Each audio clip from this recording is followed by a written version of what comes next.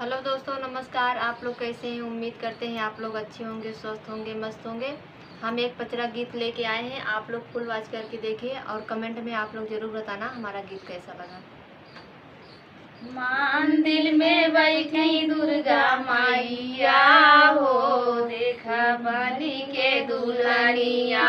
मंदिर में बैठी दुर्गा मैया हो, देखा बनी के दुल्हनिया। हमारे दुर्गा माई के बड़ी बड़ी आखिया, हमारे दुर्गा माई के बड़ी बड़ी आखिया।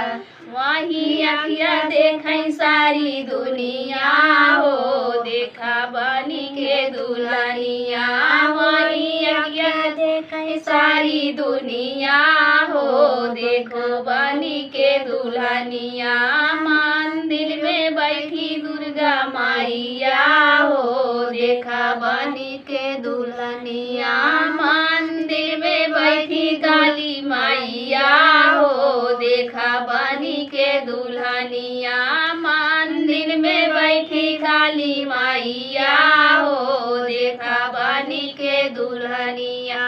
हमारे काली माई के बड़ा बड़ा हाथवा, हमारे काली माई के बड़ा बड़ा हाथवा।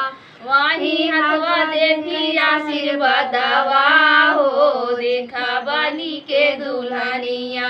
वही हाथवा से देखी आशीर्वादवा हो, देखा बनी के दुल्हनिया।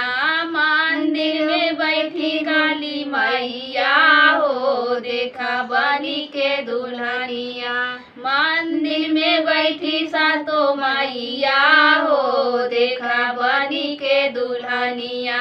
मंदिर में बैठी सातो मैया हो, देखा बनी के दुल्हनिया। हमारे निशा तो माई के बड़ा बड़ा पाऊआ, हमारे निशा तो माई के बड़ा बड़ा पाऊआ। वही पाऊआ चलाई सारी दुनिया हो, देखा बनी के दुल्हनिया। वही पाऊआ चलाई सारी दुनिया हो, देखा बनी के दुल्हनिया। मंदिर में बैठी मोरी मैया हो, देखा बनी के दुल्हनिया। मंदिर में बैठी मोरी मैया हो, देखा बनी के